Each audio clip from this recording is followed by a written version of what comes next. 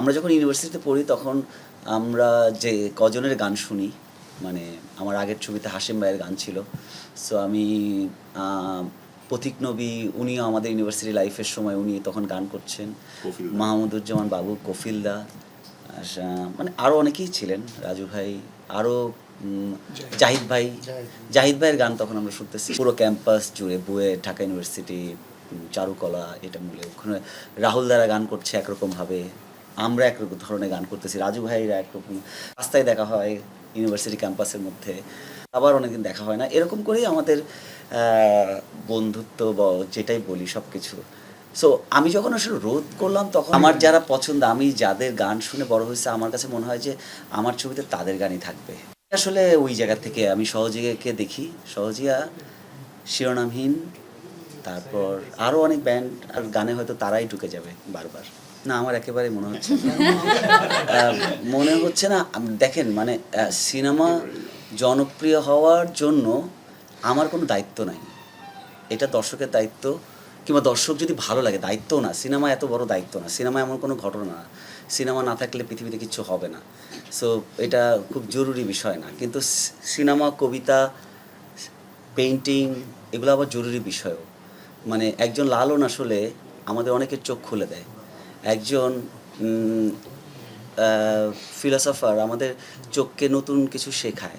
যারা ধর্মান্ধ, যাদের চোখ বন্ধ, তাদেরকে কিন্তু বোঝানো যায় না। সো একজন রবীন্দ্রনাথ কিংবা একজন লালন কিংবা একজন কয়েকদিন আগে, কালকে একজনকে পিটিয়ে মেরে ফেলা হয়েছে কুষ্টিয়াতে। তো লালন এই সময় বেঁচে থাকলে কি হতো আমি জানি না, কিংবা নজরুল বেঁচে থাকলে। সো সিনেমা আসলে মানুষের একটা হচ্ছে ব্যবসা, সিনেমা দিয়ে ব্যবসা হয়। ওইটা আমি বিশ্বাস করি না, শব্দটা বললে খুবই অ্যারোগেন্ট শোনাবে। আমার কাছে মনে হয় যে ওইটা তো হবেই, মানে আর্টের তো একটা ভ্যালু আছে, মানুষ ওইটা কনজিউম করে। সো সেইখান থেকে তো আর্ট নিবেই, কিন্তু আমার কাছে আর্ট মনে হয় মানুষের দৃষ্টি খুলে দেওয়ার জন্য কিংবা প্রশ্ন করার জন্য একটা মাধ্যম।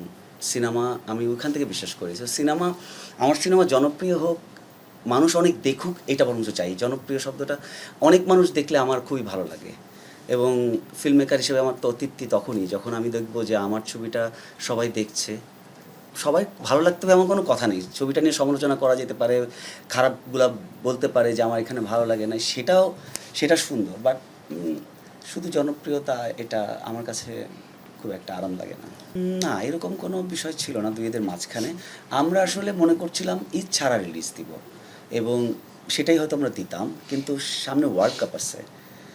সো আমরা চিন্তা করছিলাম অনেক আগে যে ঈদের 15-20 দিন পর, যেভাবে হাওয়া এসেছিল, প্রায় 3 সপ্তাহ পরে এসেছিল, মানে 1 মাস পর হাওয়া এসেছিল, এবং আমরা ঈদের সময় রিলিজ না দিয়ে, যেহেতু আমার একটা প্রথম ছবি, সো আমি একটা ঈদ ছাড়া একটা নর্মাল টাইমেই দিতে চেয়েছিলাম। এই ছবির ক্ষেত্রেও তাই, কারণ আমার কাছে মনে হয় যে এই ছবিটা আমি যেইভাবে দর্শককে দেখাতে চাই, আমার কাছে মনে হয় যে এই অস্থির সময়ে মানুষের মধ্যে নীরবতার অভাব, কিংবা সেইটা, মানে অসহিষ্ণু হয়ে উঠছি।